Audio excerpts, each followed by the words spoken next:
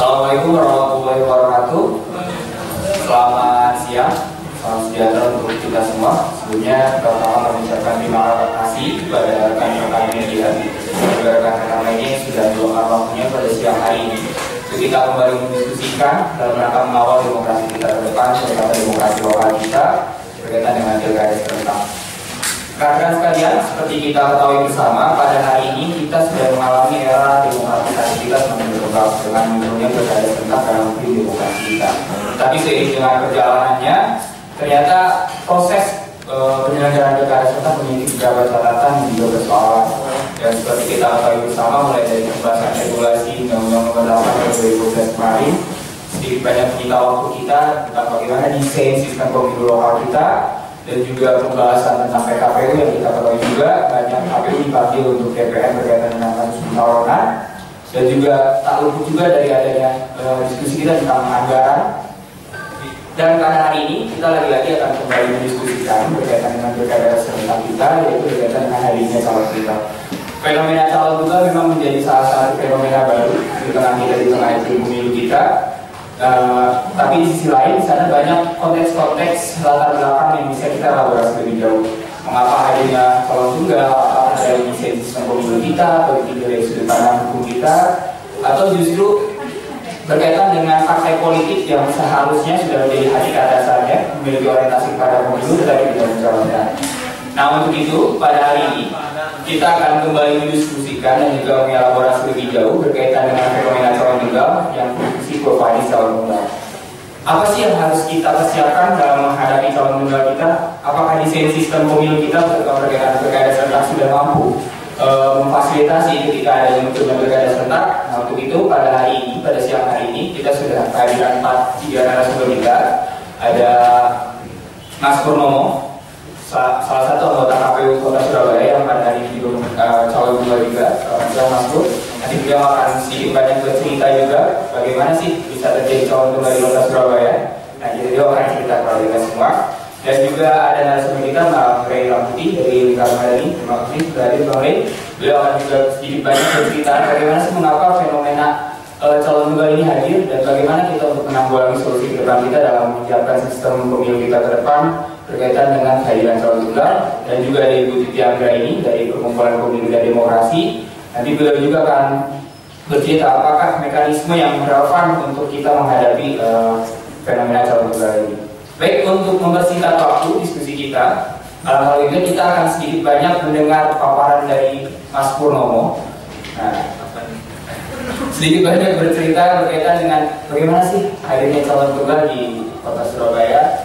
Nah, seperti ketahui sebelumnya memang sudah ada perpanjangan waktu tahap pertama, sudah ada yang mencalonkan, tapi kemarin setelah verifikasi dan penetapan bakal calon ternyata tetap ada yang bisa. Dan untuk itu silakan Mas Pur sedikit banyak bercerita bagaimana terjadinya fenomena calon tunggal di Kota Surabaya. Terima kasih. Ya, Assalamualaikum warahmatullahi wabarakatuh. Yang terhormat Kakanda dari Lanjuti, moderator dan teman-teman di sini yang saya cintai. Saya juga tidak tahu, nanti mungkin bisa digali pertanyaan karena saya yakin pasti akan lebih banyak pertanyaan yang diajukan daripada cerita. Tapi yang pasti bahwa memang mencermati pilkada di Surabaya ini, saya pribadi merasa cukup beruntung bisa ada dalam prosesnya. Karena apa? Karena dari proses pendaftaran itu tanggal 26 sampai tanggal 28 kita ada pasangan calon, ada partai politik yang mendaftarkan pasangan calonnya tepat di hari pertama pendaftaran. Namun demikian sampai tanggal 28 ternyata tidak ada satupun pasangan calon, tidak ada satupun partai politik atau gabungan partai politik yang mendaftar di Kota Surabaya. Sampai akhirnya berdasarkan pasal 89 itu maka kita membuka kembali. Sebenarnya kalau membuka kembali bukan, tapi menunda, memperpanjang masa pendaftaran dari tanggal 1 sampai tanggal 3. Tapi kita semua tahu cerita apa yang terjadi di tanggal 1 sampai tanggal 3 itu kan, karena seingat saya itu menjadi headline di salah satu media nasional. Itu membuat kami sebenarnya kalau seperti ini berarti harus ada pembukaan kembali sebagaimana rekomendasi dari Bawaslu RI. Sampai akhirnya tanggal 19 kita membuka kembali dengan ada ada dua partai politik atau gabungan partai politik yang mendaftarkan satu pasangan calon. Nah, yang saya coba ingin jelaskan adalah bahwa yang pertama, setiap kali kami membuka proses pembukaan kembali pendaftaran pasangan calon itu selalu didahului dengan sosialisasi. Sosialisasi itu kami coba lakukan dengan mengundang partai politik untuk mengingatkan kepada mereka bahwa ini tahapan yang akan kita lalui. Karena apa? Karena setiap kali perpanjangan atau pembukaan kembali itu dilakukan pasti ada perubahan tahapan. Itu yang pertama. Yang kedua, yang kami coba ingatkan adalah terkait dengan persyaratan. Karena apa? Karena bukan hanya persyaratan calon, tapi juga ada persyaratan pencalonan. Ada dua klasifikasi persyaratan yang harus dipenuhi. Nah, terkait dengan itu selalu ada pertanyaan, bagaimana dengan pasangan calon yang mendaftarkan pada tanggal 1 sampai tanggal 3? Pasangan calon yang mendaftar di KPU Kota Surabaya pada tanggal 1 sampai tanggal 3 itu dinyatakan tidak pernah melakukan pendaftaran. Karena apa? Karena memang dokumen yang kami kembalikan kepada partai politik pengusung. Nah, kemudian partai politik yang sama juga mengajukan pasangan calon yang berbeda, yang ada yang kalau bahasanya calon yang tertukar. Jadi dari wali kota pindah ke wakil wali kota dengan calon wali kota yang baru.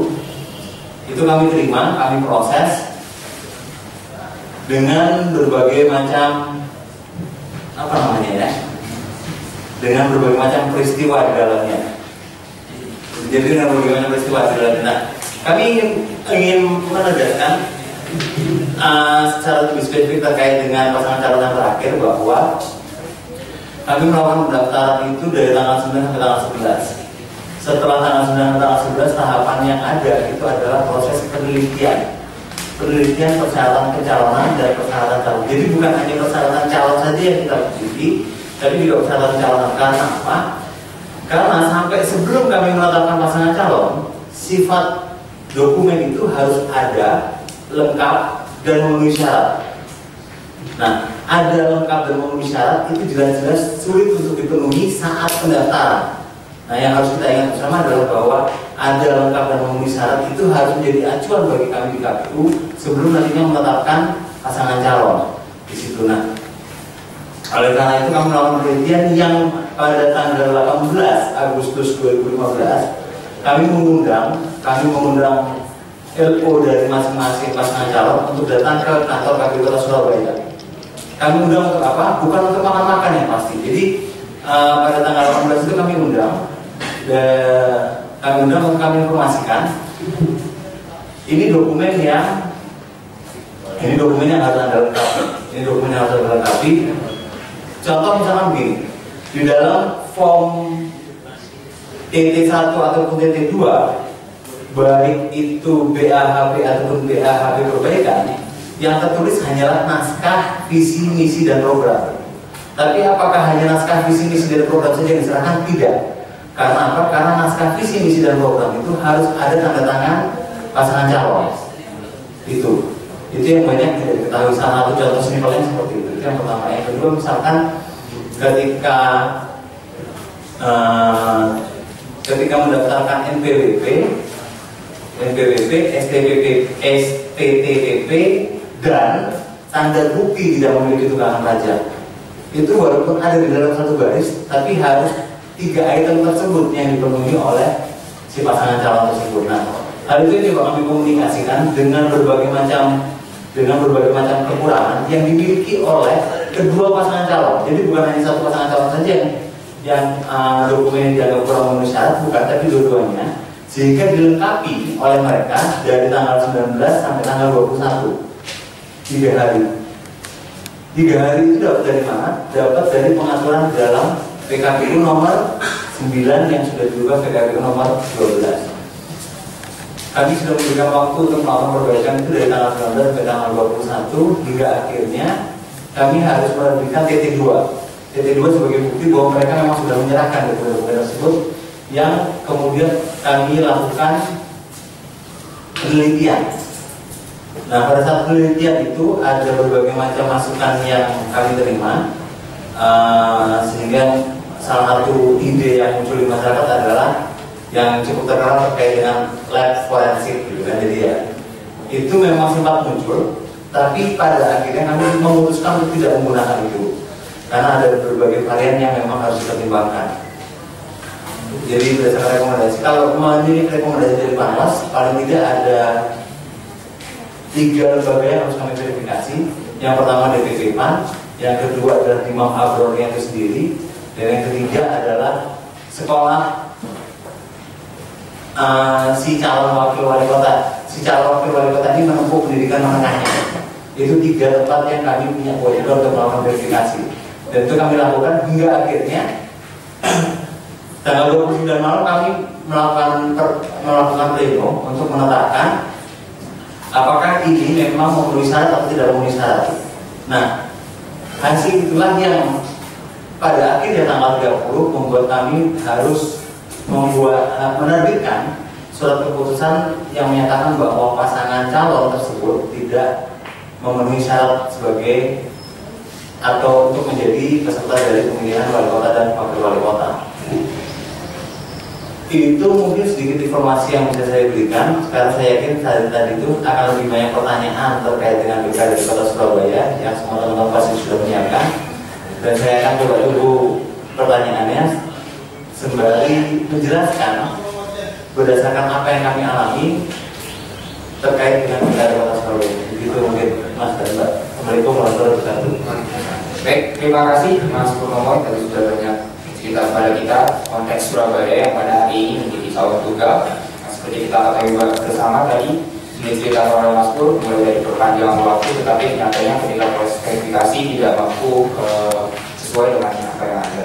Nah, di sini ada beberapa catatan. Ternyata KPU sendiri ketika masa perpanjangan yang sudah menjadi solusi kemarin antara pemerintah, KPU dan juga Bawaslu berdasarkan rekomendasi Bawaslu untuk perpanjangan waktu, ternyata KPU sendiri sudah melakukan sosialisasi tidak hanya untuk mengajak partai politik untuk daftar dalam bursa calon pemilihan kepala daerah, tetapi di sana juga seperti yang sudah dibilang dari Mas Pur, bahwasanya di sana juga KPU mensosialisasikan prasyarat apa saja yang harus dipenuhi oleh partai politik agar bisa terdaftar sebagai daftar verifikasi sebagai pasangan calon.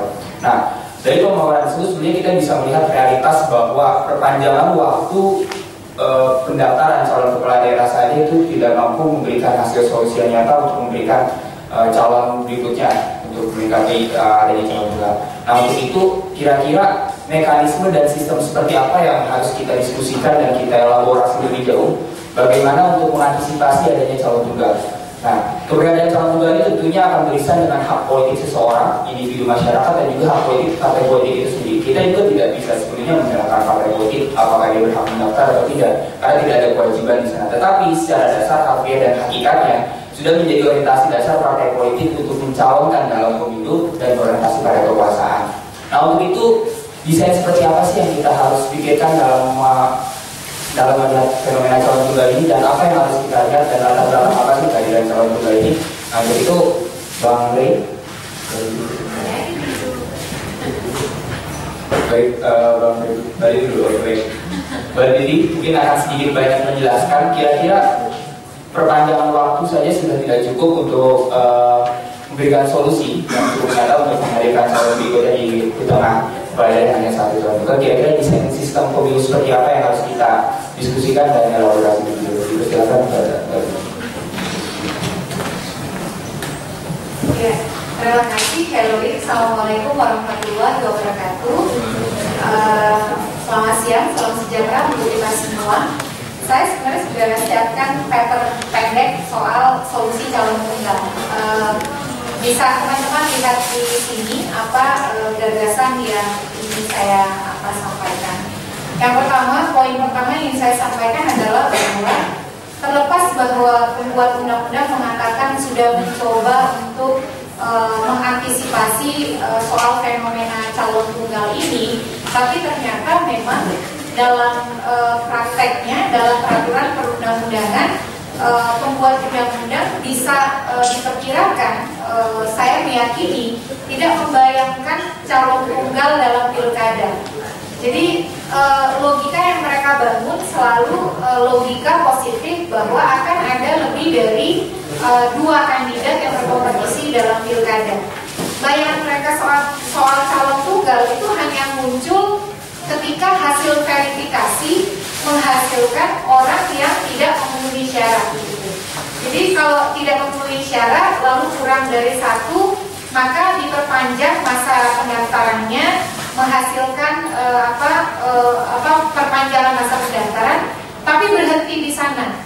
Lagi-lagi pembuat undang-undang selalu berpikiran bahwa orang akan beramai-ramai partai politik maupun calon perseorangan untuk mendaftarkan diri di dalam pilkada. Nah, pilkada serentak kemudian mengubah fenomena ini ya. Jadi pembuat undang-undang kemudian tidak memperhitungkan ada problem dengan rekrutmen ketika pilkadanya dilakukan serentak di 269 daerah, bahwa rekrutmen tidak lagi akan bisa berlangsung secara parsial ketika pilkadanya berserakan. Rekrutmen harus dilakukan secara bersama-sama, betul-betul menuntut kematangan partai politik dan betul-betul menuntut koalisi yang kuat antar partai. Lalu muncullah fenomena calon tunggal. Jadi kalau pembuat undang-undang mengatakan mereka bisa memprediksi, tapi mereka ternyata gagal mengantisipasi karena tidak tersedia aturan ini di dalam undang-undang. Nah, apa yang terjadi di saat ini 3 daerah sudah ditunda ke 2017, yaitu Tasikmalaya, Blitar, dan satu lagi daerah Tasikmalaya, Blitar, Timur Tengah Utara. Jadi ada 3 daerah yang sudah positif ditunda ke 2017, dan sekarang ada 3 daerah yang pilkadanya sedang masa perpanjangan pendaftaran, yaitu Kutai Kartanegara, Kota Denpasar, dan Minahasa Utara. Nah, dengan Surabaya bisa menambah potensi satu lagi calon tunggal karena kemarin calonnya tidak memenuhi syarat. Ada 2 yang bisa kita respon. Pertama, soal apa solusi untuk calon tunggalnya. Yang kedua, misalnya ada pertanyaan, KPU Surabaya ini kok sangat prosedural sekali gitu, kok sangat teknis sekali, tidak substansial gitu. Terlepas apakah surat dukungannya itu identik atau tidak, tapi faktanya DPP PAN kan mengakui dia mendukung gitu. Jangan-jangan nih KPU Surabaya jadi bagian untuk mengkondisikan juga calon tunggal gitu. Nah, kalau pertanyaan berikutnya saya tidak tahu ya, karena itu yang tahu analisisnya pasti KPU Kota Surabaya. Tapi soal pertanyaan rezim administrasi prosedur versus rezim substansi ya, itu kan yang ini dibenturkan dalam konteks ketika gugurnya rasio dan imam amplop.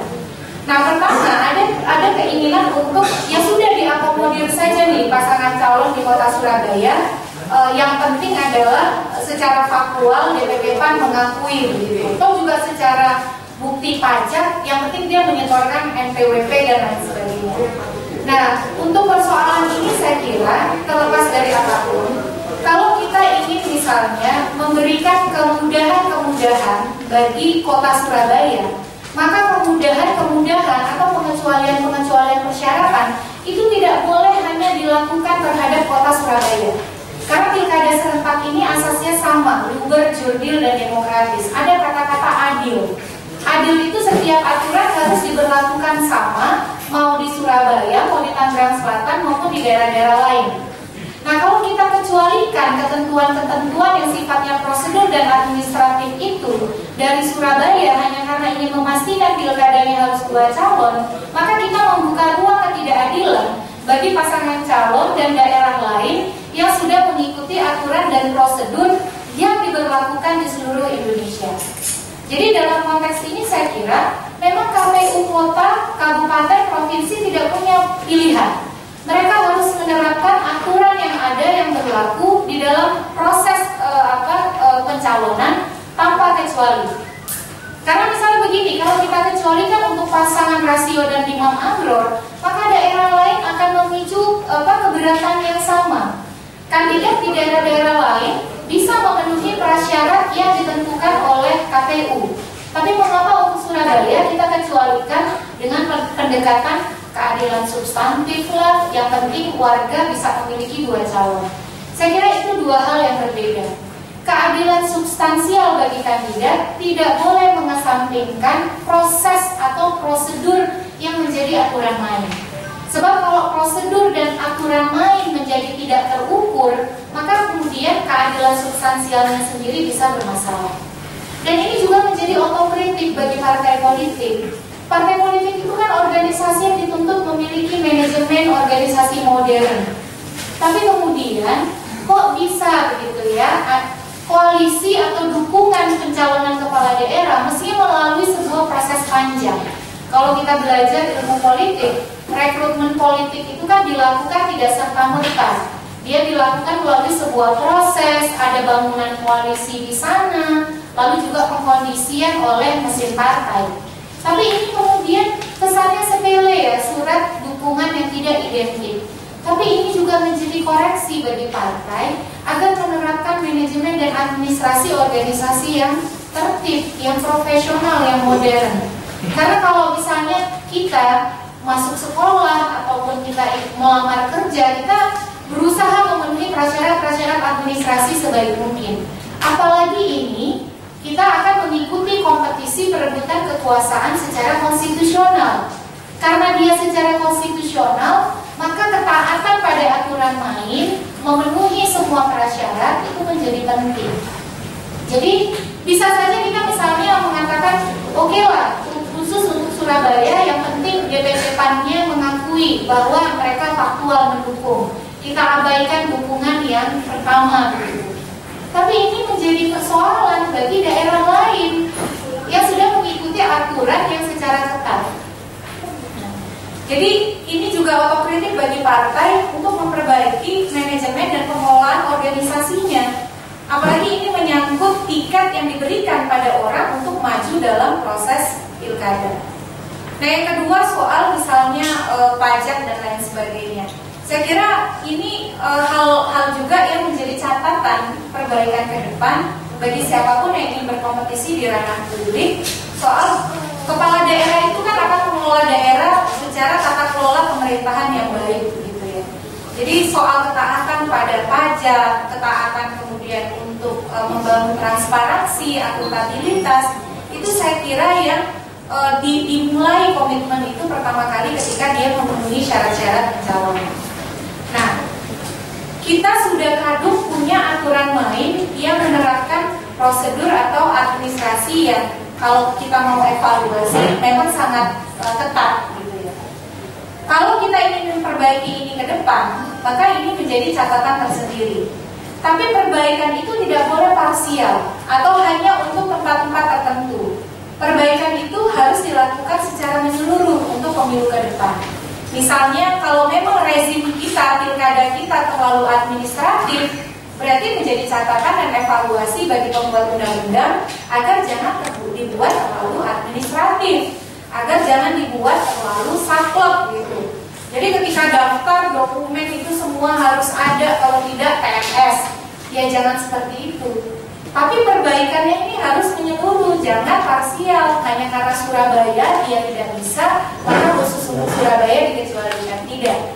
Tapi perbaikan itu harus secara menyeluruh, terinstitusionalisasi, dan tidak boleh diberlakukan secara parsial. Nah, yang kedua adalah soal calon tunggal. Penyelesaian yang ada di dalam PKPU, saya meyakini bahwa itu adalah penyelesaian temporer. Sebab penyelesaiannya adalah berhenti pada KPU menunda ke 2017. KPU masih menggunakan asumsi bahwa di 2017 ketika tahapan kemudian diulang kembali, maka akan ada pasangan calon baru. Sama halnya kita juga boleh berasumsi bahwa bisa jadi pilkada ditunda ke 2017, tapi tetap tidak ada orang yang mendaftar di dalam proses tahapan yang berlangsung. Jadi asumsi kita sama-sama besar antara bertambahnya calon dengan calon tidak bertambah. Nah, itu tidak boleh menjadi penyelesaian atas problem calon tunggal. Penyelesaian kita atas calon tunggal harus permanen. Jadi kalau ditunda, lalu kemudian tetap calon tunggal, solusinya harus apa? Nah, solusi ini yang harus diberikan menurut saya levelnya tidak pada peraturan KPU, level undang-undang. Kalau di sebagian negara demokrasi modern yang menerapkan sistem multi partai, maka kalau terjadi calon tunggal di satu daerah pemilihan, dia otomatis menetapkan secara aklamasi si calon tunggal sebagai calon terpilih. Tapi di beberapa negara lain ada pilihan-pilihan, misalnya kalau calon tunggal diberikan kolom kosong agar pemilih memiliki alternatif menuliskan kandidat alternatif selain daripada si calon tunggal. Nah, bagaimana untuk konteks Indonesia? Saya kira KPU sudah memperpanjang berkali-kali. Sudah 3 kali sekarang kalau ditambah misalnya dengan kasus kota Surabaya. Nah, kalau diperpanjang masih tidak ada, menunda ke 2017 bagi kami bukan merupakan penyelesaian, bukan merupakan jalan keluar yang terbaik. Satu sisi kita harus memperhatikan orang yang sudah siap ikut prosedur aturan main secara baik gitu ya. Semua kan ketika dibuka masa pendaftaran tidak ada diskriminasi, tidak ada perlakuan berbeda, semua orang diberi kesempatan untuk mendaftar, partai politik juga demikian. Nah, ketika partai tidak mengambil ruang untuk mengusung kandidat untuk berebut kekuasaan, maka bukan toleransi terus-menerus yang diberikan, tapi adalah kepastian hukum gitu. Nah, untuk kepastian hukum ini kalau Perludem kan memang konsisten ya dari dulu, tahapan tidak ditunda. Kalau setelah diperpanjang tetap calon tunggal, maka tahapan dilanjutkan saja. Calon tunggal melawan kolom kosong. Jadi kalau rakyat tidak setuju dengan calon tunggal, saya percaya gerakan di masyarakat itu akan tumbuh untuk melawan si calon tunggal. Dan ini akan menjadi bentuk perlawanan baru bagi orang-orang yang tidak dikehendaki publik. Saya meyakini dengan masifnya media sosial, lalu juga interaksi kita yang sudah mulai mengarah ke demokrasi digital, itu gerakan-gerakan kritis itu, perlawanan publik akan muncul ketika dihadapkan pada calon tunggal yang bisa jadi lahir bukan karena secara alamiah, tapi karena secara rekayasa, karena dorong dukungan di awal. Nah, ini bagus bagi demokrasi. Ketimbang misalnya kita tunda, kita mentolerir, kita mengikuti ritme partai yang tidak mau mengusung calon. Mengusung calon itu bukan kewajiban, mengusung calon itu hak. Orang mau merebut kekuasaan itu nggak boleh dipaksa. Kalau dia tidak mau merebut kekuasaan, kan konsekuensinya dia tidak bisa berkuasa. Itu konsekuensi dari rekrutmen politik kan. Kalau partai tidak melakukan rekrutmen politik, maka konsekuensinya dia tidak bisa memegang kekuasaan di legislatif maupun di eksekutif. Jangan kemudian kita yang mewajibkan begitu partai untuk merebut kekuasaan. Yang kita harus atur adalah bagaimana kalau cuma ada calon tunggal yang mau berkompetisi, yang lain tidak mau mengambil ruang kompetisi. Nah, itu ya mestinya kita atur sebagai solusi. Solusi untuk calon tunggal ada di paper saya halaman ketiga. Ya memang pertama mau tidak mau kalau pembuat undang-undang punya etikat baik, bisa melakukan revisi terbatas undang-undang. Undang-undang MD 3, revisi terbatas pertama, undang-undang pilkada, itu waktunya kurang dari 2 minggu. Nah, kalau mereka mau dan menganggap ini sebagai sebuah persoalan, pasti tahapan bisa dikejar kan. Yang kedua melalui Perpu. Tapi kan Pak Jokowi sudah nggak mau gitu ya, karena Pak Jokowi menganggap ya inilah dianggap belum mendesak. Karena indikator mendesak kita ini hanya dalam hitungan daerah. Jadi kalau daerahnya 3 dianggap tidak mendesak, tidak ada kekosongan hukum. Padahal ada kekosongan hukum di dalam undang-undang yang sekarang ini berlaku. Dan yang terakhir adalah yang mau tidak mau menunggu putusan Mahkamah Konstitusi atas permohonan yang diajukan oleh Bang Effendi Ghazali dan juga Wakil Wali Kota Surabaya.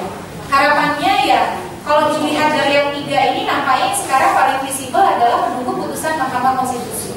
Harapan kita Mahkamah bisa memutus secara cepat agar memberikan kepastian hukum dengan mempertimbangkan hak konstitusional pemilih untuk mengkoreksi kepemimpinan lokal dalam siklus pilkada 5 tahunan, dan yang kedua hak konstitusional untuk dipilih dalam sebuah prosedur yang adil, setara dan kompetitif. Jadi mudah-mudahan putusan Mahkamah adalah tidak menetapkan secara aklamasi calon terpilih dalam calon tunggal. Jadi mudah-mudahan mahkamah tidak mengambil keputusan itu. Itu saja pemaparannya. Kalau soal Surabaya lebih detail, mumpung ada orangnya, saya kira bisa nanti Mas Pun dielaborasi. Assalamualaikum warahmatullahi wabarakatuh. Baik, terima kasih banyak Mbak Didi. Ada beberapa hal yang saya catat dari pemaparan Mbak Didi tadi. Ternyata pilkada serentak kita buat mekanisme rekrutmen internal partai politik itu harus lebih bertransformasi secara modern. Nah, kalau kita tahu kan ada prasyarat tersendiri dalam undang-undang kita yang tidak membolehkan misalnya anggota DPR atau kepala daerah yang teraktif untuk mencalonkan mendaftar tanpa menjalankan jabatannya, dan ini menyulitkan juga partai politik untuk menjalankan. Kalau sebelumnya misalnya kepala daerah tertentu bisa mencalonkan, tapi di sisi lain hanya sebatas bukti. Dan kemudian juga di sisi lain ternyata kaderisasi di internal partai politik ditantang.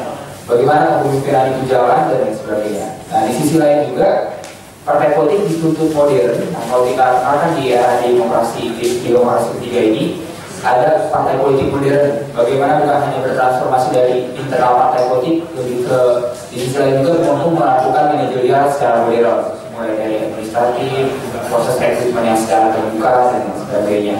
Nah, kemudian di sisi lain dengan konteks Surabaya ini ternyata ada perbenturan antara rezim administratif dan rezim substansi. Dan kita juga tidak bisa mengecualikan hanya khusus kota Surabaya karena partisipasi masyarakatnya cukup tinggi untuk melangsungkan pilkada pada tahun ini juga bukan berarti harus menyampaikan aturan-aturan lain yang ada.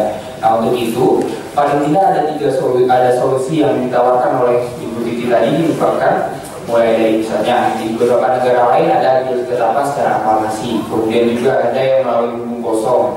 Nah, di sisi lain, kerangka hukumnya seperti apa? Apakah kemauan DPR kita akan melakukan revisi terbatas lagi? Atau perpu sudah tidak memungkinkan karena Presiden Jokowi tidak mau, dan yang terakhir seperti diungkapkan Mbak tadi adalah menunggu JR, seperti itu. Nah, untuk itu kita untuk mendiskusikan lebih jauh kembali bagaimana kehadiran fenomena calon tunggal. Nah, Bang Heri akan sedikit banyak mengelaborasi lebih dalam bagaimana fenomena calon tunggal ini hadir dan juga bagaimana harus kita menghadapinya ke depan. Nah, untuk itu silakan kepada Bang Heri.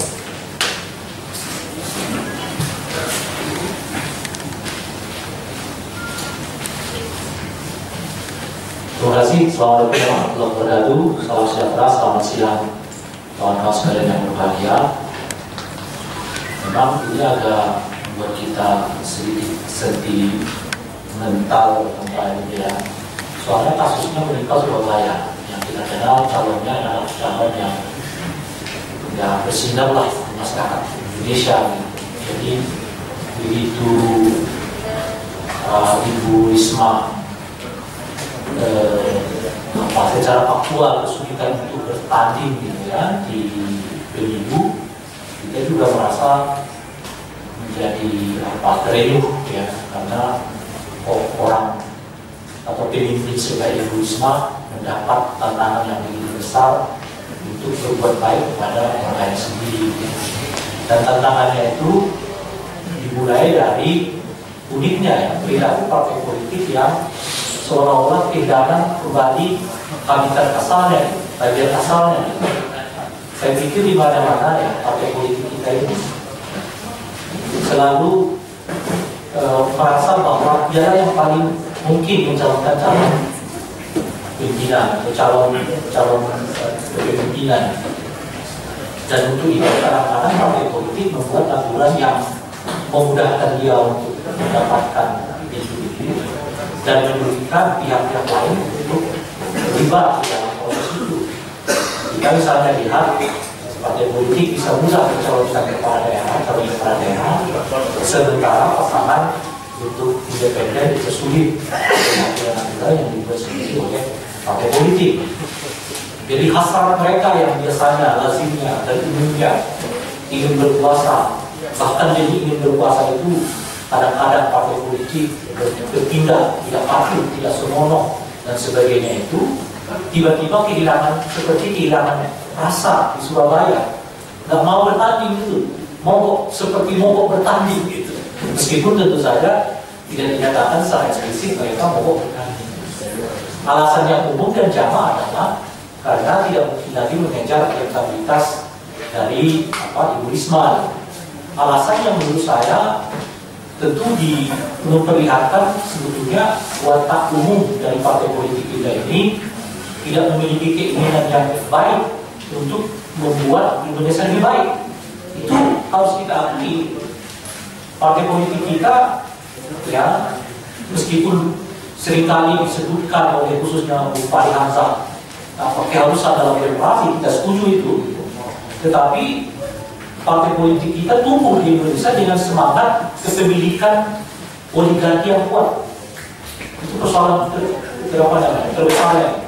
Akibatnya kemudian mereka membuat kalkulasi soal kalah menang dalam pilkada, khususnya di Jawa Timur itu, gitu, dengan merupakan aspek tanggung jawab mereka yang lebih besar, yaitu pertama yang memastikan bahwa agenda-agenda kebangsaan khususnya di tingkat lokal itu berjalan.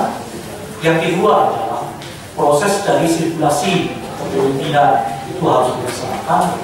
Yang ketiga tanggung jawabnya adalah pendidikan politik kepada masyarakat.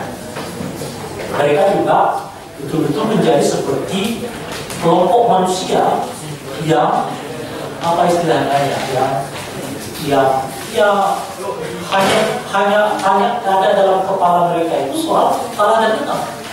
Tidak ada di dalam kepala mereka itu. Ini bukan persoalan kalah menang, tetapi ini adalah persoalan bagaimana memastikan agenda kebangsaan berjalan, kedua sirkulasi kebangsaan berjalan, yang ketiga adalah bahwa proses berdemokrasi juga ditaati seperti ini oleh partai politik. Nah, kalkulasi yang seperti ini rasanya tiba-tiba hilang gitu di setidaknya di Surabaya itu, dan tentu tidak yang sempat seperti di tempat seperti sekarang ini, seperti itu kehilangan. Dan ya, entah disadari atau tidak, mengapa perhitungan seperti ini misalnya tidak muncul ketika undang-undang khususnya undang-undang 8 ini dibahas oleh partai politik dan asalnya tidak dahulu. Itu yang pertama. Nah, oleh karena itu kawan-kawan sekalian, saya juga yakin dan sepenuhnya bahwa situasi yang kita alami sekarang ini sepenuhnya merupakan tanggung jawab partai politik. Gak ada yang lain. Jangan lupa itu KPU tanggung jawab. KPU ini tidak tanggung jawab apa-apa. Kecuali ya nyata-nyata bahwa KPU ini melakukan tindakan yang menyalahi prosedur. Itu, oke. Ini sepenuhnya tanggung jawab partai politik. Mana mungkin di Surabaya itu hanya 3 partai politik yang bersaing. Padahal dari keseluruhannya ada berapa partai politik yang dapat 10. Ada 10 kursi di Surabaya yang dapat, hanya 3 yang mau bertanding. Ya, 10 parpol, hanya 3 yang mau bertanding. Dan gak masuk akal kita juga kan. Ya, satu mengusung kandidat yang sekarang lagi populer, 2 mengusung kandidat di luar itu, lantas 7 partai politiknya apa ya? Ini harus kita pertanyakan. PKB, Nasdem, PKS, Gerindra, Hanura, ya. Pak Prabowo kemana? Tidak mendesakkan. Mestinya 7 partai ini malu menurut saya. Kenapa nih? Kok mereka seolah-olah kehilangan kader, tidak punya kader, tidak punya orang yang layak dan patut, ya, disorongkan di pasar pemilu. Kok tiba-tiba jadi penakut? Kok tiba-tiba jadi pengecut bertanding di pasar pemilu? Jangan hanya persoalannya kalah menang. Kader-kader kita itu harus dilatih bagaimana ia bertarung, bagaimana ia yaitu berkompetisi, ya, di pasar pemilu khususnya, agar setidaknya, ya, selain agenda-agenda besar yang kita sebutkan ini, kader-kader ini punya rasa bahwa dia pernah digembleng dalam setiap pertempuran. Dia digembleng di pertempuran di internal partai, dari pengurus yang paling kecil gitu ya, pengurus yang naik setingkat sampai kemudian ke pengurus cabang. Setelah itu di pengurus cabang dia bertempur ikut legislatif, kalah mungkin di legislatif, bertempur lagi main di pilkada. Soal kalah menang urusan kedua. Urusan pertama kader-kader kita harus dibiasakan untuk ikut selalu berkompetisi, yang bertempur di semua pertempuran politik. Nah, ini yang membuat partai kita makin kuat, partai kita, kader-kader kita makin hebat. Tapi kalau kader kita disimpan, ya, kader kita tidak dibiarkan bertarung di pasar pemilu, ya di mana laki-laki mereka? Ujung-ujungnya kan kemudian mereka hanya berpikir ya kalau mau masuk pilkada cari uang sebanyak-banyaknya, ayo masyarakat kasih uang itu.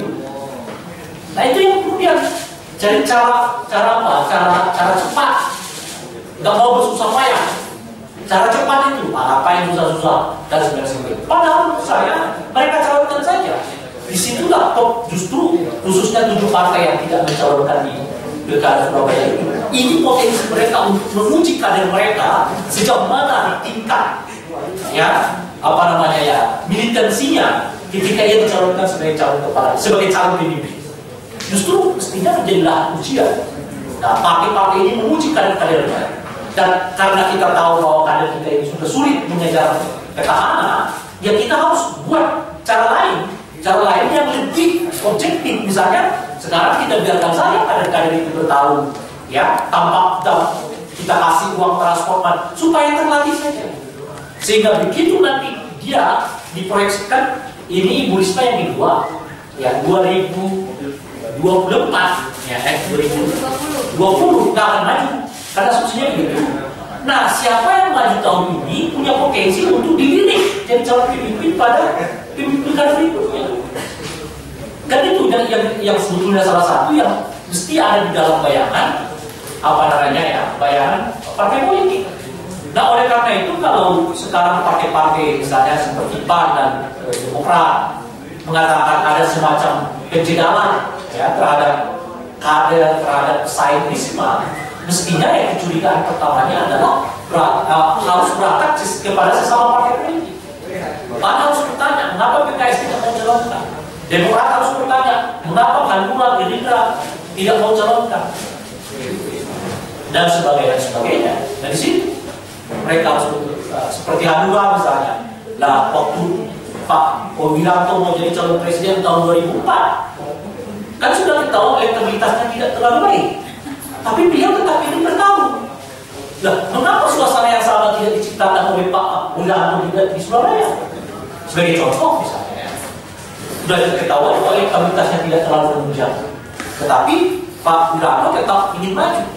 Nah, kenapa suasana yang sama tidak dibangun? Suasana kompetisi. Partai politik itu ya suasana orang berkompetisi. Tetapi suasana berkompetisi itu justru tidak dibangun oleh partai politik, khususnya di daerah-daerah yang sekarang calonnya hanya tunggal dan sebagainya. Jadi seolah-olah mereka mau menafikan itu. Nah, oleh karena itu ya saya merasa bahwa kepada 7 partai politik yang ada sekarang ini, khususnya ya yang di Surabaya, mungkin di daerah lain saya tidak tahu, saya belum lihat. Jadi mestinya mereka harus semacam dimintai pertanggungjawaban. Apa yang membuat mereka kok tidak menyiapkan kadernya? Tentu saja bukan pertanggungjawaban dalam konteks hukum, karena tidak ada dasarnya. Pertanggungjawaban politik, pertanggungjawaban moral politik. Apa yang membuat 7 partai ini sekarang ya seolah-olah ya lari dari kompetisi yang hakikat keberadaan mereka itu adalah berkompetisi dan sebagainya. Nah, itu yang pertama. Yang kedua, yang ketiga kawan-kawan sekalian, saya setuju bahwa tidak boleh ada perbuatan yang berbeda di satu daerah dengan daerah yang lain. Jadi kalau persyaratan misalnya soal ijazah, soal ini macam-macam itu ya harus sama. Nah, pertanyaannya yang perlu mungkin kita selidiki betul, apakah ketetapan yang dibuat di Surabaya ini juga berlaku di semua daerah di seluruh Indonesia? Nah, itu perlu kita uji. Ya, jika penting ya Bawaslu atau Panwas yang melakukan ujian. Apakah di Surabaya tanda kutip yang pura-pura sok administratif gitu ya, sementara dia daerah yang lain sih tidak pakai gitu banget. Nah, itu kan harus kita cek. Kalau ternyata perlakuan KPU ini berbeda, ya tentu partai-partai ini layak mempertanyakan kinerja KPU daerah Surabaya. Tapi kalau mereka tidak punya bukti yang lain, bahwa di daerah yang lain ada kelonggaran seperti itu, ya tentu mereka tidak patut untuk bertanya. Nah, ini yang mungkin juga perlu dicek. Apa iya sekitar apa iya KPU daerah di seluruh Indonesia memperlakukan ya sikap yang sama, bahwa misalnya tidak boleh ada NPWP yang KTP aslinya ada sebagainya. Nah, sekitar itu kan. Kalau daerah yang lain juga memperlakukan yang sama, tidak ada yang salah yang dilakukan oleh KPU DKI Surabaya. gitu. Tetapi kalau ditemukan perlakuan yang berbeda, tentu saja itu bisa menjadi acuan bagi yang pakai-pakai yang untuk melakukan gugatan. Nah, oleh karena itu bisa saja kepada partai Amanat Nasional maupun Demokrat untuk melakukan gugatan atas putusan KPUD itu dalam sengketa Bawaslu. Yang saya tidak tahu apakah mereka juga mengajukannya atau tidak sekarang mengajukan. Itu yang pertama. Yang kedua, kalau konteksnya yang Surabaya ini ya, saya pikir apa namanya? Kan memang kalau dalam undang-undang tidak boleh mengganti pasangan. Sekarang karena faktanya salah satu pasangan digugurkan, hanya ada tinggal satu pasangan, KPUD membuka kesempatan untuk apa namanya mencalonkan ya, calon. Apakah mungkin pasangan yang sama masih bisa dicalonkan oleh partai Demokrat? Saya merasa itu perlu untuk kita lihat secara serius, karena di dalam undang-undang itu dilarang mengganti pasangan, tetapi mencalonkan ulang tidak ada larangannya. Kan itu ya, kan mengganti artinya kan begini, Pak Abror sama Pak Rasio ya, Pak Rasio di tengah verifikasi yang dilakukan oleh KPUD ditemukan ya apa namanya salah administratif mereka tidak satu atau dua. Nah, dan setelah itu dikatakan Anda nggak lolos. Dicari-cari atau diberitahu oleh KPUD kan bahwa salahnya kurang.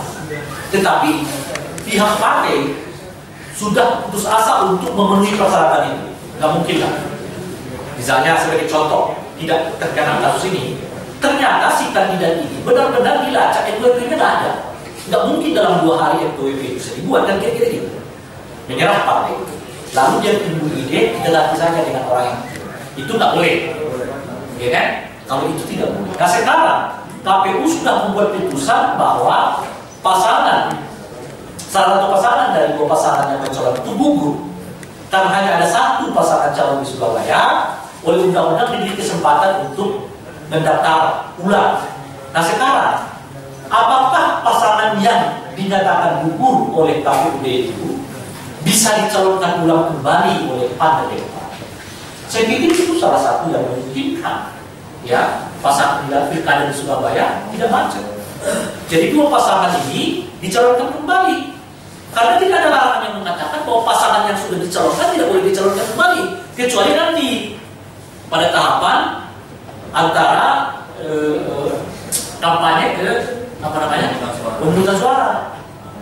Kalau ada yang perhalangan tetap, ya di situ atau di situ nggak boleh ada lagi calon pengganti atau calon tidak ada lagi penambahan. Nah sekarang, nah itu salah satu idenya.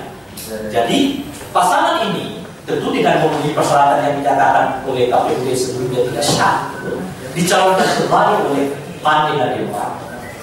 Tentu kita juga harus catatan kepada PAN dan Demokrat. Di sini kan sebenarnya yang aneh itu ya, baik PAN maupun Demokrat seperti tidak melakukan koreksi secara internal. Pertanyaan pertama, mengapa tanda tangan dari dukungan terhadap PAN itu, pasangan dari partai politik PAN ini, kok tiba-tiba tidak sesuai dengan yang aslinya? Kan itu bukan di KPUD masalahnya gitu. Masalahnya ya di internal, khususnya di partai PAN. Itu benar. Yang kedua, mengapa sih penghubung antara KPUD dengan partai politik ini ya tidak menginformasikan secara cepat bahwa NPWP dan daftar pajak pribadi yang bersangkutan belum sesuai dengan yang semestinya oleh undang-undang.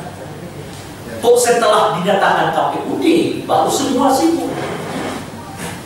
Kan PAN dan Demokrat seperti juga tidak mengkoreksi persoalan di internal mereka. Tadi Yuki mengatakan ini partai yang semestinya desain manajemennya harus modern dan kayak gitu. Nah, tapi kalau sudah berlangsung, saya merasa itu salah satu solusi. Jadi pasangan yang sudah ada, yang kekurangan setidaknya 2 alat ya administrasinya itu dilengkapi kembali untuk kemudian dicalonkan kembali oleh partai yang sama, atau bisa saja menambah dukungan. Tidak masalah kan kalau menambah dukungan pada pertemuan berikutnya. dianggap tidak pernah mencalonkan itu memang komposisinya yang baru, bukan terhadap pasangan calon ini. Ya. Nah makanya pertama pasangan yang sama apakah mungkin bisa dicalonkan kembali? Nah, ada larangan. Yang ada larangan adalah calon atau pasangan calon yang tidak memenuhi syarat itu tidak boleh dicalonkan kembali. Calon atau pasangan calon, sehingga dalam kasus ini ada yang boleh dicalonkan lagi dan ada yang tidak boleh dicalonkan lagi. Rasio itu bisa nyalonkan. Sudah mudah ya. Rasio masih boleh Rasio masih boleh. 5 tidak boleh. Ya, kalau saya baca di undang-undangnya, tapi saya nggak tahu itu di pasal berapa ya? Hah? Oh, surat edaran itu berdasar, kalau saya dibaca di undang-undang ini mengganti pasangan, nggak boleh. Nah, ini bukan mengganti pasangan, yang ada adalah mencalonkan ulang meskipun pasangan yang karena dibuka pendaftaran baru. karena bahasanya pembukaan kembali. Pembukaan kembali. Bukan penundaan atau perpanjangan. Bukan. Nah sekarang pasangan yang sama dicalonkan kembali oleh partai politik yang sama atau ada penambahan partai politik baru. Kira-kira gitu ya. Komposisi partainya bisa berubah. Daripada kita nyari-nyari pasangan atau didukung partai politik yang sudah kelihatan tidak punya minat untuk terlibat dalam pilkada Surabaya ini. Itu tawaran pertama. Meskipun ada surat edaran tadi. Nah, yang kedua, Bapak sekalian, ini juga semacam memancing diskusi saja. Yang kedua adalah apa sih sebetulnya yang kita maksud dengan pilkada serentak? Kan pada faktanya nggak ada yang serentak. Kalau ukurannya seluruh Indonesia, setidaknya 3 tahapan kita buat. Tahapan pertama 2016, tahapan kedua 2017. Tahapan ketiga adalah 2019 kan? 2018, 3 tahapan. Nah, kalau begitu, sebetulnya secara umum kita mengatakan pilkada serentak ini tidak bisa disebut sebagai pilkada serentak dalam pengertian yang diamanatkan oleh undang-undang. Di mana kepala daerah semua berlangsung pada saat yang bersamaan, gitu ya. Pemilu nasional juga dilakukan pada saat yang bersamaan. Tidak terjadi. Nah, apakah mungkin dengan begitu ya? Di luar ini ya, pilkada di daerah-daerah yang calonnya tunggal tetap harus dilaksanakan pada tahun ini meskipun jadwalnya berbeda dengan pilkada yang dilaksanakan oleh daerah lain dari 269 pilkada yang ada. Di mana tidak serentak? Toh pada faktanya pilkada kita juga 3 kali kok. Kenapa harus menunggu ke tahun 2017? Bukankah ia masih bisa disebut sebagai ruang lingkup dari pilkada tahun 2000 yang sekarang? Gitu. Meskipun ya ada ketidaktertiban jadwal, tidak dalam pengertian besar ya, tapi hanya pengertian bulan dan tanggal itu dengan 266 sekian daerah. Seperti misalnya pilkada Surabaya, pilkada Majalengka, ya, Nusa Tenggara Timur Tengah, Utara itu, mereka dibuat tahapan sendiri. Karena salah satu dasarnya adalah undang-undang kita yang pada dasarnya membolehkan ya tahapan pendaftaran dibuka terus-menerus dengan yang paling penting itu adalah ada 2 minimal kandidat. Kalau kita baca undang-undang kan sebetulnya prinsipnya kan begitu. Iya. Apalagi kalau yang pertama ini. Yang pertama ini kan tahap penetapan pasangan calon. Itu kan tahapan pertama. Kalau tidak terpenuhi, dibuka untuk yang kedua kali. Kalau tidak terpenuhi, terus bagaimana? Kan ada solusinya. Bayangan saya asumsinya dibuka kembali sampai terpenuhi minimal 2 pasangan. Kan tidak. Nah, di tengah pemenuhan pasangan kandidat itu ya otomatis jadwal mereka akan berbeda dengan jadwal yang lain di seluruh Indonesia. Tetapi menurut saya masih bisa disebut sebagai satu rangkaian dari pilkada serentak tahap pertama. Kenapa bisa disebut? Karena ada persoalan calon cuma 1. Sementara undang-undang mengamanatkan kalau calon 1 buka pendaftaran. Kalau tetap 1 ya buka pendaftaran. Kalau tetap 1 ya buka pendaftaran. Karena solusi jalan sendiri itu tidak ada di undang-undang. Nanti pertanyaannya sama seperti yang diajukan sekarang 2017, tetapi tidak ada pasangannya, bagaimana? Misalnya gitu, kita tunda tahun 2017, tidak ada pasangan juga yang mau melawan Risma, terus bagaimana? Sebagai contoh, jangan bilang akan kejadian, faktanya ini kejadian gitu. Dulu kan undang-undang ini tidak mengantisipasi akan adanya muncul calon tunggal karena berpikir nggak mungkin ada. Gitu. Kalau melihat tabiat partai politik Indonesia itu nggak mungkin calon itu hanya ada satu, minimal itu 3, gitu kan? Dan bayangan kita begitu. Faktanya kejadian hari ini bukan hanya 1 tempat, 9 tempat, meskipun 3 berikutnya dapat diselesaikan. Sekarang pertanyaannya, kalau tahun 2017 faktanya tetap 1 pasangan, apa yang sudah dilakukan?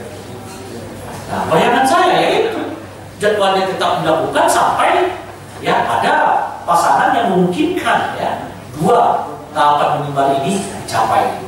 Itu bayangan. Nah, kalau cara berpikirnya begitu, ya kalau begitu ya di 6 tempat yang ada sekarang ini dikecualikan dari tahapan yang dibuat secara serentak oleh KPU nasional itu, tetapi tetap satu rangkaian yang kita sebut sebagai pelaksanaan pilkada serentak tahap pertama di seluruh Indonesia. Karena dimulai dari, dia kan jelas dimulai dari tahapan yang sesungguhnya kan. Dimulai dari tanggal berapa kemarin itu? Dimulai 9. Ya meskipun mungkin ya di ujungnya ada berbeda. Gitu. Atau tetap bisa makan ujungnya, mungkin tahapan kampanye dan sebagainya dipersempit. Karena itu solusinya ya. Nah jadi saya pikir itu 2 solusinya. Pertama adalah dicalonkan kembali pada pembukaan pendaftaran yang berikut ini, pasangan yang sama.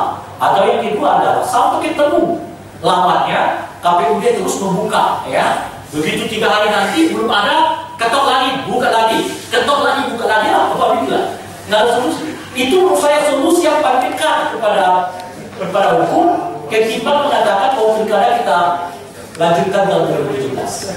Karena ada keberatan publik, kira-kira gitu ya, ada kerugian publik yang begitu masif karena penundaan itu, dan sebagainya, tidak ada kepastian apakah 2017 partai politik akan memenuhi persyaratan ini. Itu yang ketiga tentu saja kawan-kawan sekalian, saya nggak setuju kalau undang-undang kita ini ya, urusan-urusan yang teknis ini diperkecil, yang sebetulnya tidak memiliki implikasi yang apa namanya, yang besar terhadap demokrasi kita. Misalnya soal soal putusan pengadilan sedang tidak dicabut hak pilihnya, itu buat apa? Memang di Indonesia ini ada orang yang hak pilihnya dicabut. Kan cuma satu karena pengaruh komunis ateisme kan, kira-kira begitu kan. Kalau menurut ateisme komunisme sudah pasti dia tidak bisa dicabut hak pilihnya. Karena apa? Ya karena dia sudah pasti di penjara, orang nggak boleh kok hidup. Kalau mantan koruptor kan sudah dicabut putusan itu. Nah oleh karena itu syarat misalnya soal sedang tidak dicabut hak pilihnya itu tidak relevan, hanya nambah-nambahin pekerjaan gitu. Nah yang kedua misalnya tanda tangan jilinan. Tadi misalnya soal visi misi, soal riwayat hidup pasangan calon tidak cukup ditandatangani oleh pasangan calon, tapi harus ditandatangani oleh kedua partai, baik di tingkat lokal maupun di tingkat nasional. Buat apa riwayat hidup kok? Nah sekarang riwayat hidup di Google bisa dilihat dan sebagainya, harus ditandatangani. Nah itu kan jadi masalah. Kalau nanti pengurus lokalnya nggak setuju ini sama kandidat, dia mau tanda tangan. Terus KPUD mengatakan kamu gugur. Kenapa? Karena tidak ada tanda tangan ketua partai di riwayat hidup. Apa hubungan riwayat hidup dengan kualitas demokrasi? Kan tidak masuk akal kita ini. Tetapi begitu yang dilakukan, jadi argumen orang itu bisa nggak diberi kesempatan haknya oleh negara hanya karena persoalan ketuanya dan tanda tangan. Kecuali tanda tangan yang berkenaan dengan pencalonan itu oke. Ketuanya tanda tangan apa tidak, itu penting. Yang lebih lucu nanti, misalnya ketua partainya sudah tanda tangan di surat pencalonan, tapi tidak tanda tangan di surat visi misi, dia bisa mundur. Makin lucu juga. Tidak perlu ada.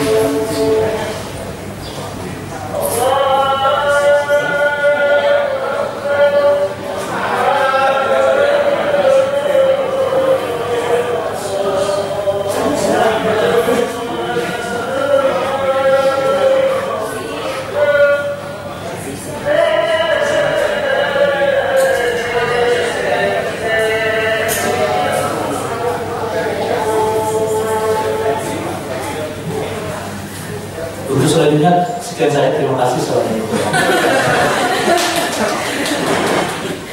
Baik, terima kasih Bang Rey. Tadi ada beberapa catatan yang saya tangkap dari pemaparan dari Bang Rey. Paling tidak pokok persoalan utamanya itu adalah di partai politik.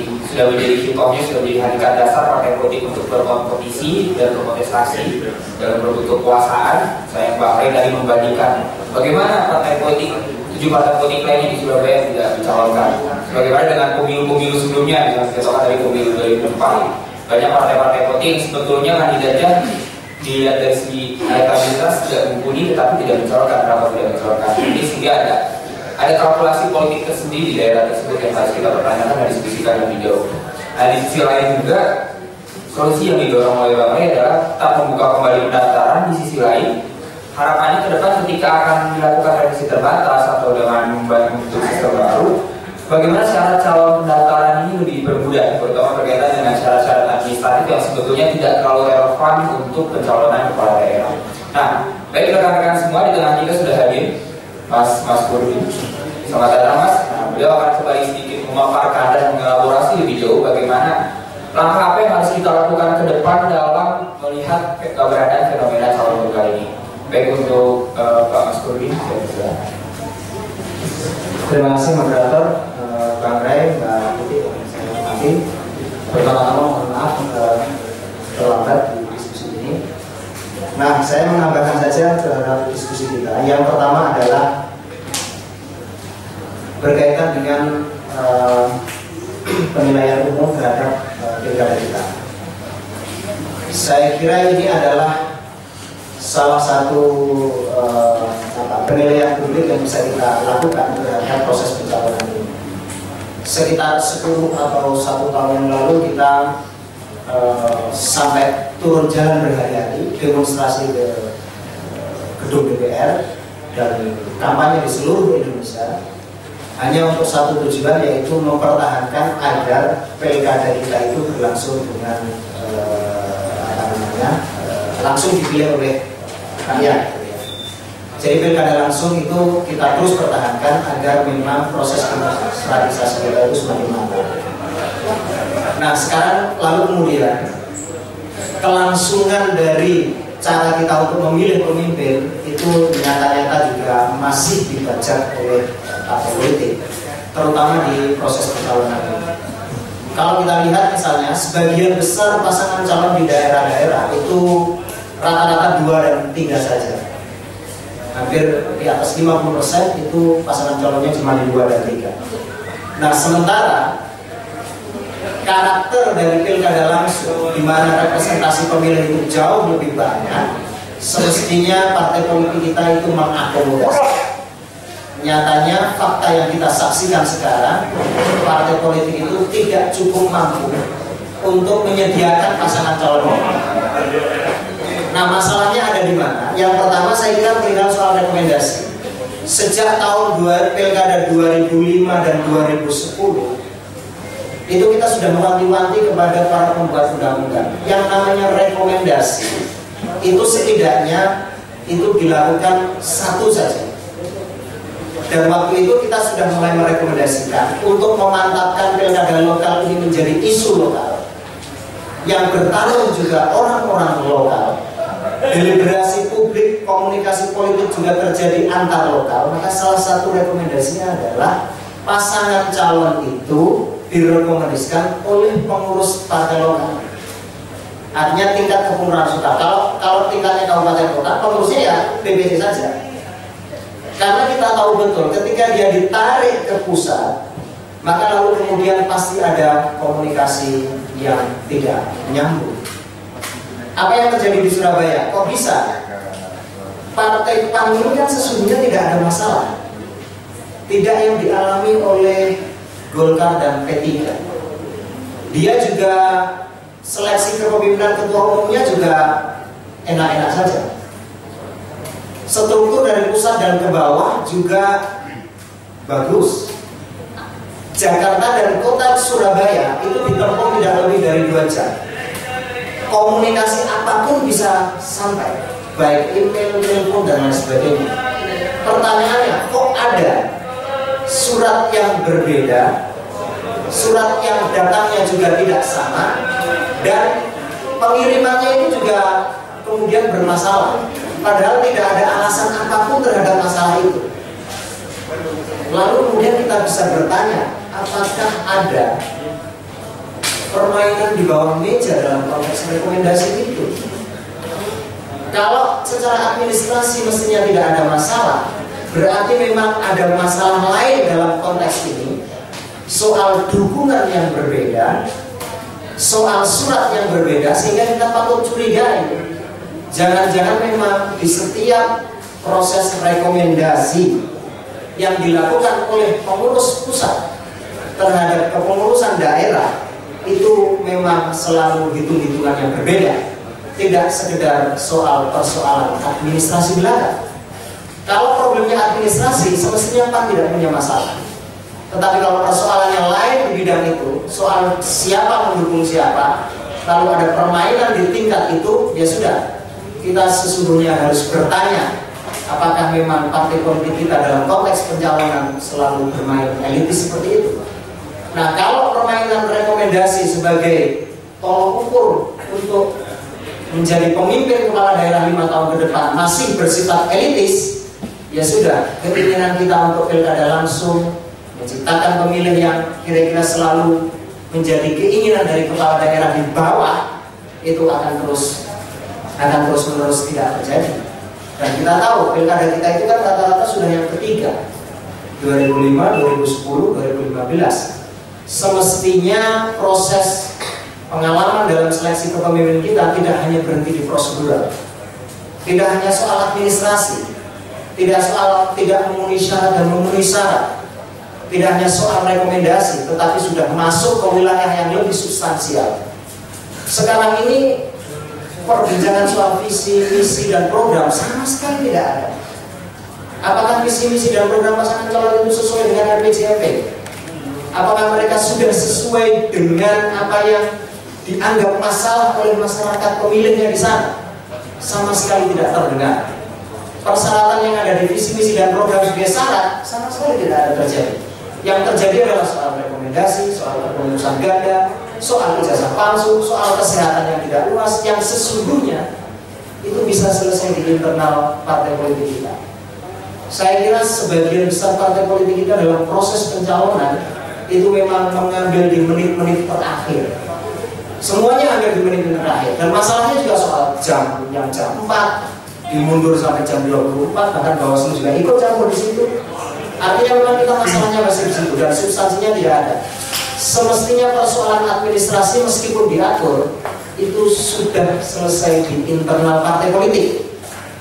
Jadi kalau partai politik mau mencalonkan orang, itu dilihat dulu administrasinya sudah benar atau belum, dia punya masalah kesehatan atau tidak, ijazahnya palsu atau tidak, bagaimana dengan status pajaknya, bagaimana laporan hasil kekayaannya, itu semua mestinya sudah selesai di partai politik. Kalau dia sudah selesai, baru kemudian dia maju ke KPU. Karena kalau dia sudah maju ke KPU kok belum selesai dan tidak terpikirkan, kalau nanti tiba-tiba kemudian dinyatakan TNS, ya rugi sendiri dan dia harus berpikir ulang. Jadi artinya partai politik kita pada akhirnya juga tidak berpikir yang soal administratif. Di samping memang soal administratif kadang-kadang juga tidak terlalu penting. Itu yang pertama. Yang kedua, saya kira kalau situasinya begini terus, maka sebenarnya ada peluang baru. Ada penilaian publik yang berubah terhadap partai politik kita. Jadi kalau situasinya adalah selalu begini, maka jangan harap, jangan kepedean kepada partai politik kita yang kemudian dia bisa langsung menang ketika mereka membangun koalisi. Jangan berharap seperti itu.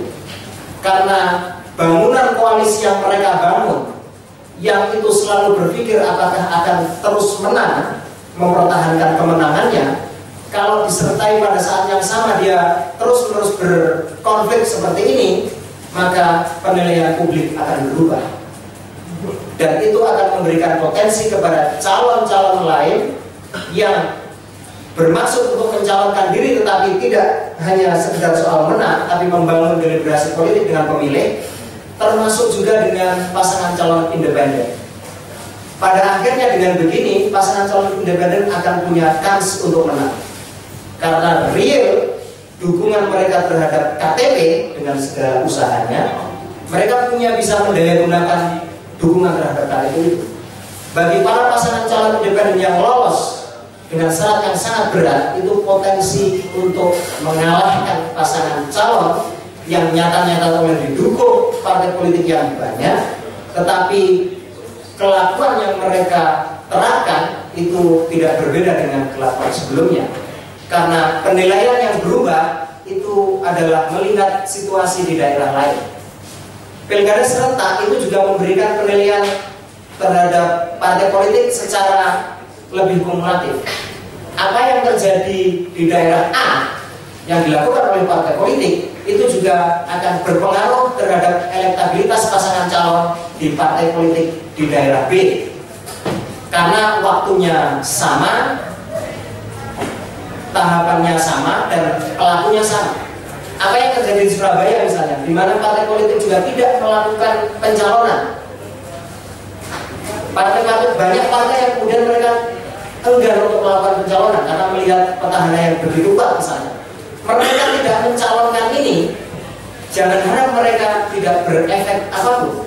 Efek yang paling bisa dilakukan dan ini sangat berbahaya bagi partai politik adalah dia akan mempengaruhi elektabilitas partai tersebut di pilkada yang lainnya, dan ini harus betul-betul diantisipasi oleh partai politik itu, sehingga pencalonan itu harus semestinya memang ada hubungan daerah satu dengan daerah yang lain. Yang terakhir sebagai tambahan, saya kira kita tidak hanya bisa berhenti dan selalu mendiskusikan kepada tahap-tahap yang prosedural begini. Pilkada yang sudah 3 kali ini semestinya kita sudah harus selesai dalam hanya masalah administrasi dan prosedural. Kita sudah harus masuk di wilayah-wilayah yang lebih substansial. Partai-partai politik kita dan pemilih itu juga sudah harus semakin konsolidatif terhadap pilkada serentak ini. Oleh karena itu sebenarnya dalam konteks konsolidasi dalam pelaksanaan pilkada, memang kita harus berpikir soal kualitas, harus berpikir soal aspek yang lebih substansial dari pilkada. Kita harus bicara soal visi, misi, dan program, dan itu harus kita galakkan daripada kita bicara soal administratif yang memang kadang-kadang selalu memberatkan dan tidak substansial. Terima kasih. Begitu sebagai tambahan. Assalamualaikum warahmatullahi wabarakatuh. Baik, terima kasih Mas Budi. Paling tidak ada beberapa catatan yang saya tangkap dari pemaparan Mas Sugur. Pertama berkaitan dengan adanya mekanisme surat rekomendasi dari DPP Pusat terhadap pencalonan kepala daerah partai politik di daerah. Sebetulnya ini membuka ruang hadirnya kembali oligarki di internal partai politik. Nah, semestinya partai politik mampu bisa memberikan institusionalisasi kepada partai politik bukan hanya di level pusat, tetapi juga di level daerah untuk memberikan kaderisasi rekrutan partai politik dan memberikan kewenangan partai politik di daerah agar bisa mampu mengakar terhadap daerah tersebut. Tapi nyatanya dengan adanya rekomendasi tersebut justru menarik kembali adanya peran oligarki di internal partai politik, yaitu bagaimana peran elit yang tadi sudah disampaikan oleh Pak Maskur. Lagi-lagi di sana akan memunculkan adanya transaksi antara proses pencalonan tersebut. Kemudian yang kedua, ada konsekuensi yang harus dipertimbangkan dari partai politik yang tidak mencalonkan itu berkaitan dengan elektabilitas partai itu sendiri di pemilu-pemilu daerah lainnya maupun di pemilu yang akan datang. Tentunya pemilih akan melihat secara rasional bagaimana mengapa partai pemilih pada tahun ini tidak mencalonkan, tetapi di tahun berikutnya ketika menghadapi pemilu berikutnya dia mencalonkan. Tentunya pemilih akan bertanya-tanya dan akan mempertimbangkan elektabilitas dari partai politik tersebut. Dan yang terakhir, kita harus keluar dari rezim administratif, walaupun di sisa daerah yang penting, tapi kita harus bisa mengkonsolidasikan demokrasi ke depan yang lebih substansial. Baik rekan-rekan sekalian, saya pikir teman-teman akan ada pertanyaan untuk mendalami bagaimana punya banyak pertanyaan berkaitan dengan Kota Surabaya dan narasumber lainnya. Silakan bagi teman-teman yang memiliki tanggapan atau pertanyaan dipersilakan. Ada yang silakan. Pertanyaan saya satu tentang terhadap Mbak Titi. Ini dari makalah ini ya, pandangan ini kan di khususnya di halaman 3, bagaimana kalau kolom kosong kalah. Nah, pertanyaan saya balik, bagaimana kalau kolom kosong yang menang? Bagaimana legalitas dari pilkada itu sendiri? Kalau kemudian kotak kosong menang, kemudian calon tunggal tetap dilantik menjadi kepala daerah, ini legalitasnya seperti apa?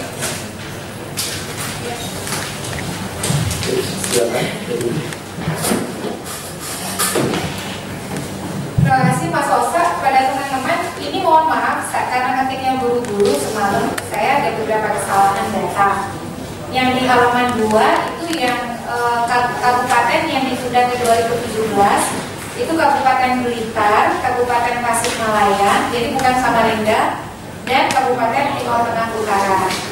Lalu yang memperpanjang masa pendaftaran bukan Minahasa Utara tapi Minahasa Selatan. Jadi Minahasa Selatan, nah yang kota Samarindanya diganti dengan Kabupaten Tasikmalaya. Termasuk ini juga Mas, saking semangatnya halaman 3 itu maksudnya bagaimana kalau kolom kosong menang. Jadi bukan kalah itu. Bagaimana kalau kolom kosong menang sudah terjawab di sini.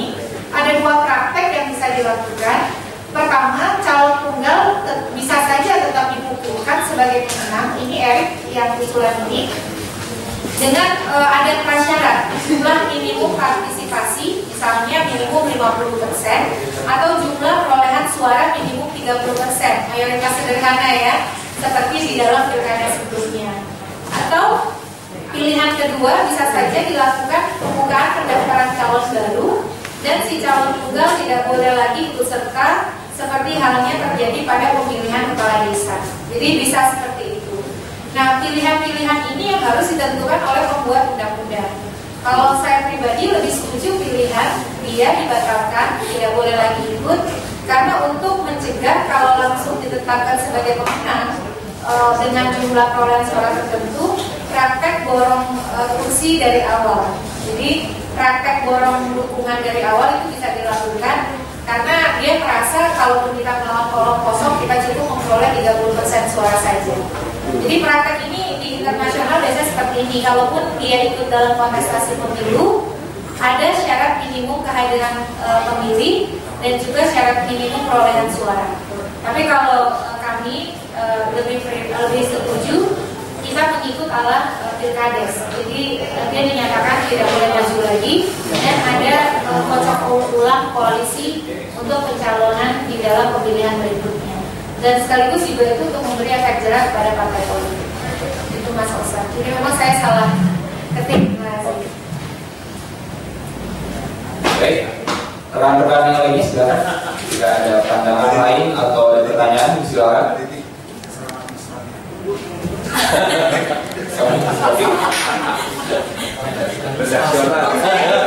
Dan alhamdulillah saya bukan penyelenggara pilkada. Jadi saya masih di kontestasi nih sekarang. Silakan rekan-rekan lain. Ada pandangan lain atau ada pertanyaan? Yang ini apa soal pilkada Surabaya ini kan, pada KPU Surabaya ini mengingatkan saya pada saat pilpres kemarin itu bagaimana LO partai-partai itu sangat sibuk menjembatani mana sih dokumen yang kurang seperti itu. Mungkin bisa dijelaskan lagi kepada teman-teman. Tadi saya sudah bertanya juga di luar pada Mas Purnomo. Ini soal teknisnya ini bagaimana sih proses verifikasi calon? Apakah LO itu betul-betul sudah dikomunikasikan kekurangannya, prosedur administrasinya itu mungkin bisa dijelaskan teman-teman sehingga yang selama ini kelihatannya KPU Surabaya itu tidak mendapatkan tempat dalam menyampaikan penjelasan pada publik, di sini bisa disampaikan prosesnya. LO-nya ini berperan atau tidak, atau justru ini kesalahan dari LO-nya sendiri, jangan-jangan.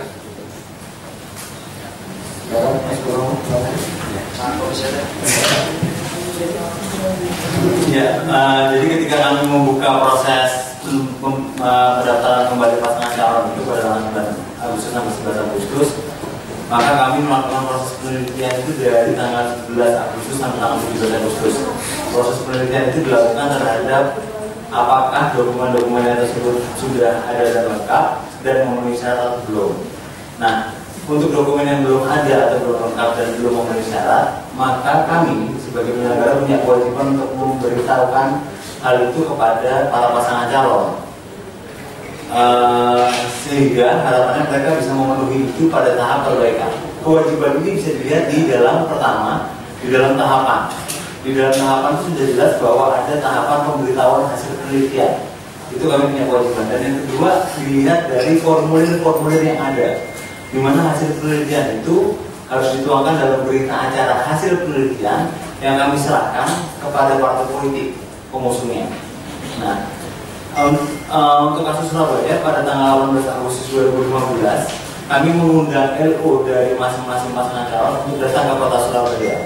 Datang ke kota Surabaya bukan untuk makan-makan, bukan, tapi untuk mendapatkan informasi dokumen-dokumen apa saja yang perlu dilengkapi dan dipenuhi syaratnya oleh pasangan calon tersebut. Contoh misalkan bahkan untuk Bu Risma dan Pak Wisnu sendiri misalkan ada kekurangan untuk foto misalkan, atau nanti untuk kekurangan untuk LHKPN, itu kami informasikan.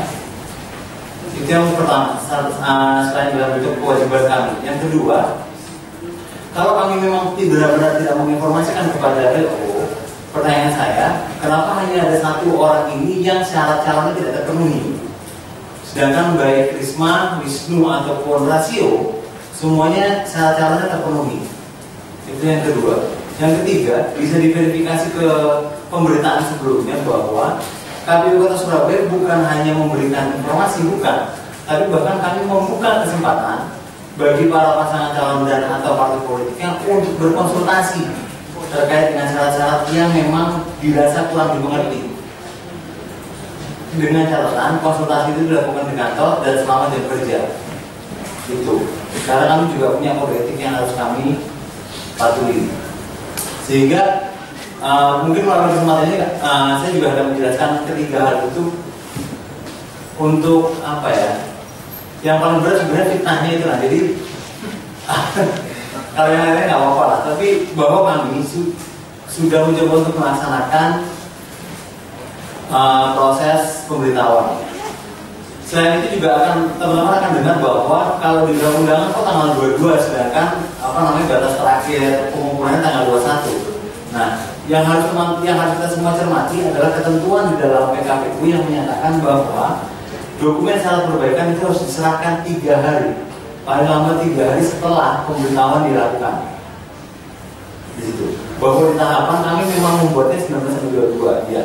Akan tetapi proses penyerahan syarat dokumen perbaikan itu terikat pada ketentuan paling lambat 3 hari tadi. Di situ.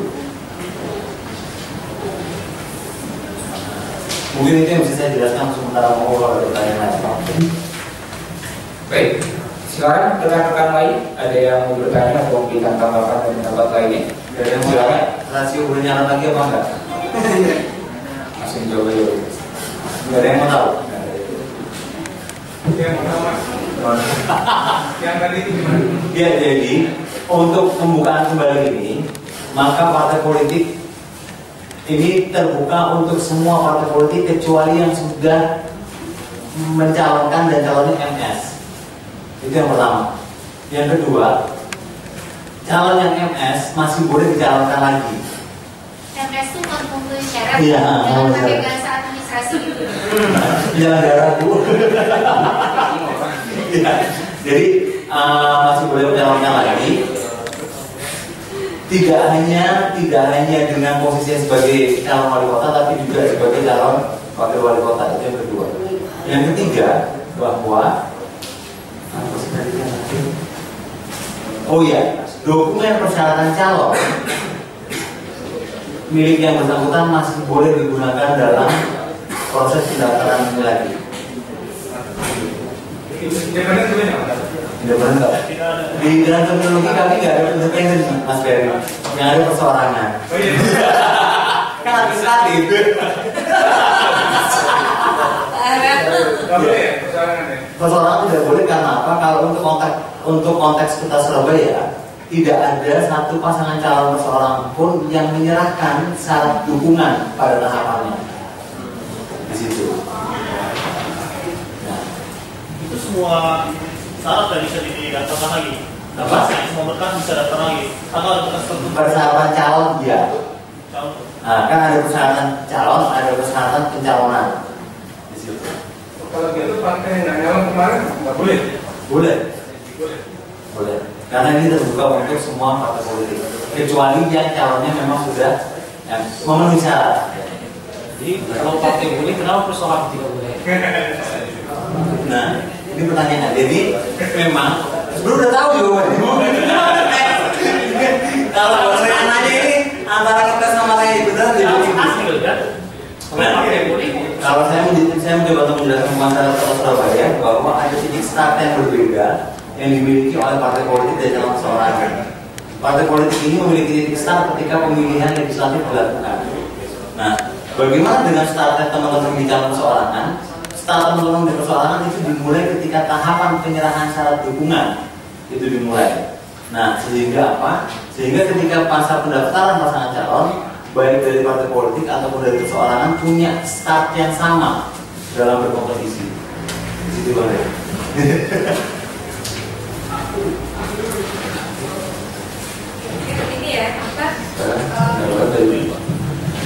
Kalau kita lihat konfigurasi undang-undang sesungguhnya sangat memberikan keleluasaan kepada partai politik ya.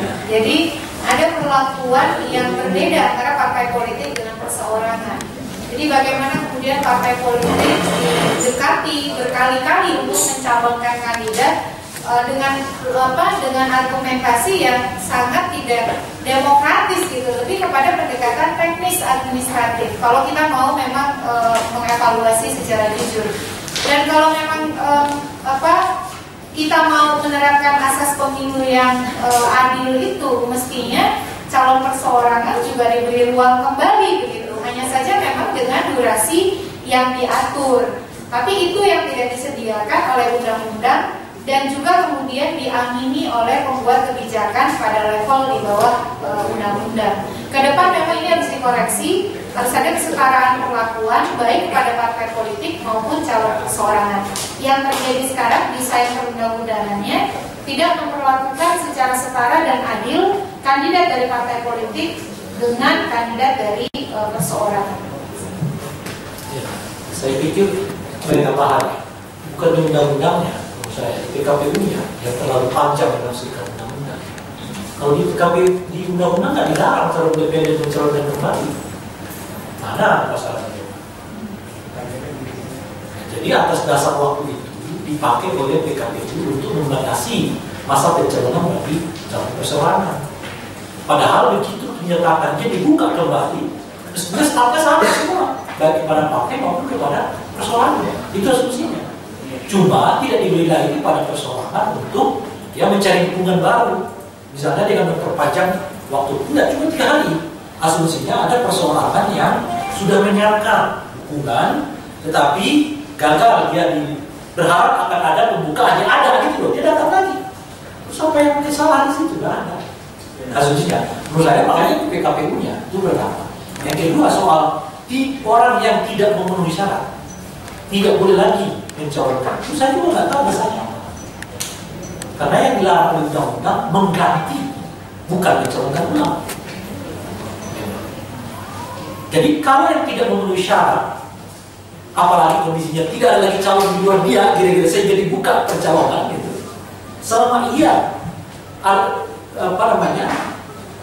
memperbaiki persyaratan dia mencalonkan kembali. Sama ronde kedua, ronde ketiga di ronde pertama dia gagal. Itu kan sama seperti orang yang mau calon KPU, dia gagal tahun ini, tahun depan dia masuk lagi. Ada yang lawan. Gak bisa kita mengatakan kamu gak bisa, karena kamu udah pernah dulu nyalonin, kamu gak pernah, sama kamu kurang. Kalau termnya, kalau bahasanya membuka pendaftaran baru, ya terbuka kepada siapapun. Itu sucinya.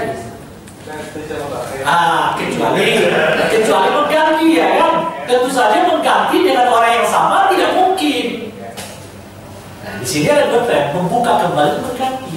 Kalau mengganti dengan orang yang sama, ya nggak mungkin gitu loh. Masa orang yang sama diganti oleh orang yang sama, jeruk makan jeruk namanya kan. Kira-kira. Tapi ya ini pertimbangan soalnya sudah ada di PKPU, mau dia bayar tidak? Ya. Ya Mas lebih pusing aja. Siap kali. Jangan penuh. Baik, tidak ada tambahan yang disebut. Cukup. Baik rekan-rekan sekalian, saya kira diskusi kita cukup panjang hari ini dan banyak memberikan wawasan baru kepada kita, dan juga tentunya ini menjadi langkah awal kita untuk mengawal demokrasi kita ke depan. Kita udah demokrasi lokal kita, pilkada serentak lagi-lagi memang menjadi arena baru dalam institusi demokrasi kita. Tapi bukan berarti dengan banyaknya persoalan kita harus pesimis dalam pilkada serentak, karena banyak sisi positif yang kita bisa dapat dari pilkada serentak ini, mulai dari efisiensi anggaran, efektivitas penyelenggaraan pemerintahan, penegasan sistem presidensialisme, menjaga perilaku rasional kita di daerah.